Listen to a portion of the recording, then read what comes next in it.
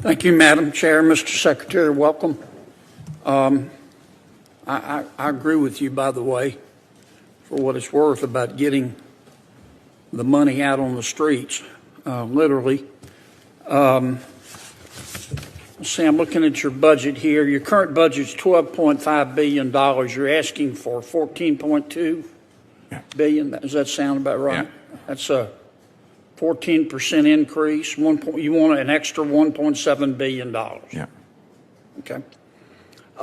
Explain to me why the American people would be better off giving you $1.7 billion than taking that $1.7 billion and spending it on infrastructure.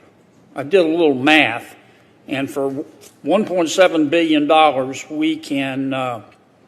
we can resurface a 4-lane highway from Washington to Denver. So why are the American people better off giving you more money than putting it on infrastructure? Well, thank you very much, Senator, and thank you for the question.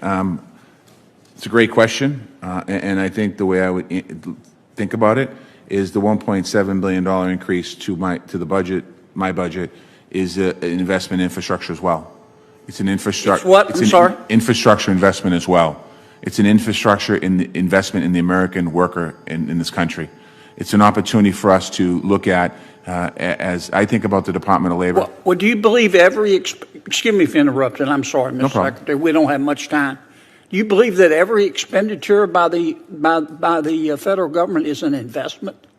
What's the difference between an investment and an expenditure? An investment is an investment in the future of workers. An expenditure is an expenditure in building a bridge. Okay. Well, if you have a union background, which I respect and admire,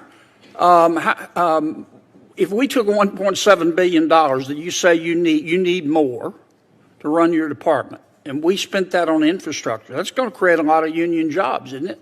It's going to create a lot of jobs, but we're also not going to be able to educate the workforce that needs those new jobs that are going to be created off of that infrastructure investment of new bridges. But they're already educated. The people building the roads are already educated. They're good at what they do. Well, Senator Reid just mentioned of an issue around literacy in this country. So again, it's an investment in helping people to be able to be retrained and trained in the jobs of the future. I come out of construction. I worked construction as well. The construction industry that I worked on in the early 90s and late 90s is different than the construction industry of today. Yes, sir. Let me stop you for a second. I don't want to get too far afield here into a history of the construction industry. I used to work construction too. Let me be sure I understand what you're saying. When my constituents call me and they say, look, you're being asked to raise taxes to pay for infrastructure. Why, instead of putting $1.7 billion in extra taxes on us, why'd you give $1.7 billion to the Department of Labor? Why didn't you use that for infrastructure? Am I just supposed to say because the Department of Labor says they're going to make an investment?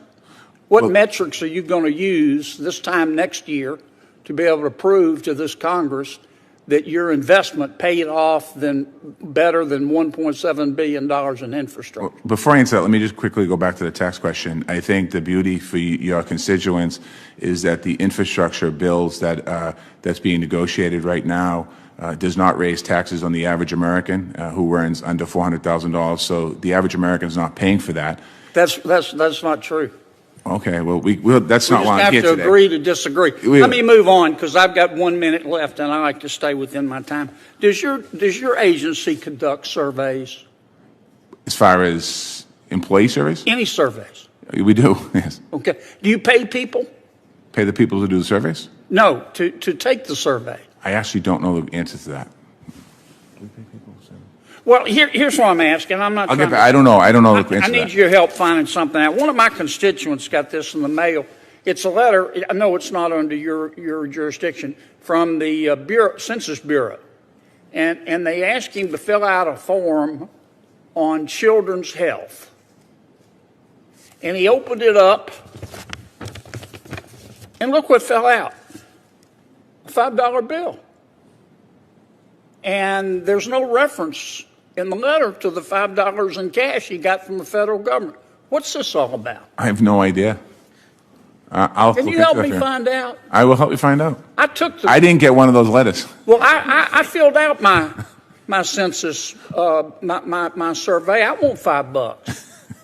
And I did too. understand that the Biden administration is also sending people $40 gift cards. I doubt that's from the Biden administration, but I will look I into looked it up. It's on the internet. It must be true. I will look into it for you, my friend. Would you? I promise. Thank you, Mr. Secretary. All right, sir.